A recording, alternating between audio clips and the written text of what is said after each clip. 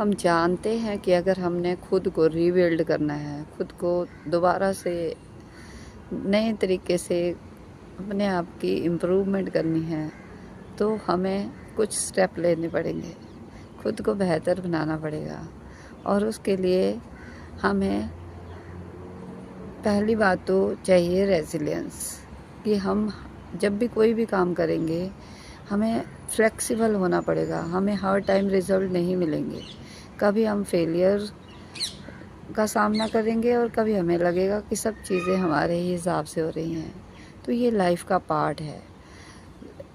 हमें सेटबैक का सामना करना आना चाहिए कि जो भी हो रहा है अच्छा हो रहा है और जो होगा वो अच्छा होगा।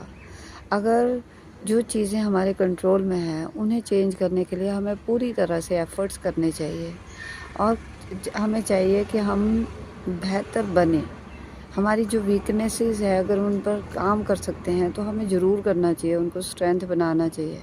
लेकिन कुछ चीज़ें जो हमारे हाथ में नहीं हैं, और जैसे कि फॉर एग्ज़ाम्पल आजकल के टाइम में बहुत सारे लोग जो मतलब हायर स्टडीज़ के लिए, जैसे कोई जेईई कोई नीट वगैरह के लिए प्रिपेयर कर रहे हैं, तो उनका जो काम है यानी कि उनकी प्रिपरेशन उनके हाथ में है, लेकिन रिज़ल्ट किसी के भी हाथ में नहीं है। रिज़ल्ट जो है वो जो होना है वही होना है।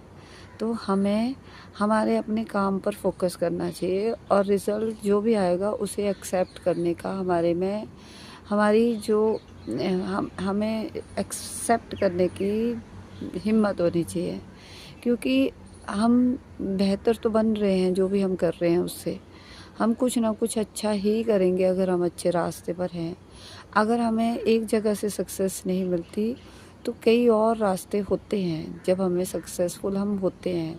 जैसे डॉक्टर अब्दुल कलाम ने भी सामना किया था फेलियर्स का, लेकिन बाद में उन्होंने उससे भी बेहतर किया। जहाँ वो जिन फील्ड्स में फ़ेल हुए, यानी कि वो चाहते थे कि एयरफोर्स में जाना परंतु नहीं जा पाए, परंतु वो बाद में उन्हीं सारी फील्ड्स के माहिर बने और उन्होंने इंस्ट्रक्ट किया सबको, लीडर बने उन सब एरियाज़ के।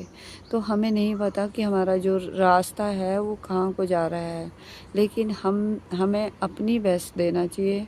अपने आप को बेहतर बनाने के लिए बस एक स्टेप आगे की तरफ लेते जाना चाहिए, रुकना नहीं है, थमना नहीं है, चलते जाना है और वो सब करना है जो कि हमारे लिए बेहतर है। इस तरह से हम एक बेहतर इंसान बनते जाएं।